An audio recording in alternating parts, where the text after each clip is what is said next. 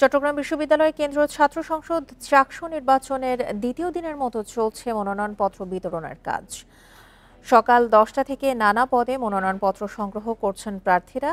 এর আগে নানা পদের 30 জন প্রার্থী মনোনয়নপত্র সংগ্রহ করেন। দীর্ঘ 36 বছর পর হতে যাওয়া চাকসু নির্বাচন নিয়ে খুশি সাধারণ শিক্ষার্থী ও প্রার্থীরা।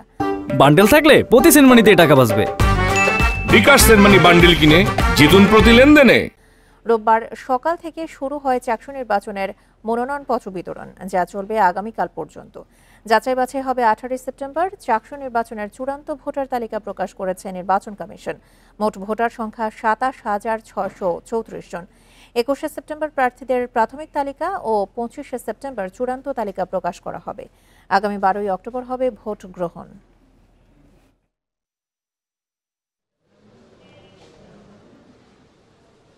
36 বছর পর একটা চাকসু এসেছে। আমাদের স্টুডেন্টরা হচ্ছে আমরা আমাদের বয়সটা রেস করার মতো, সবার জন্য কাজ করার জন্য যে সুযোগটা সেটা সৃষ্টি হয়েছে।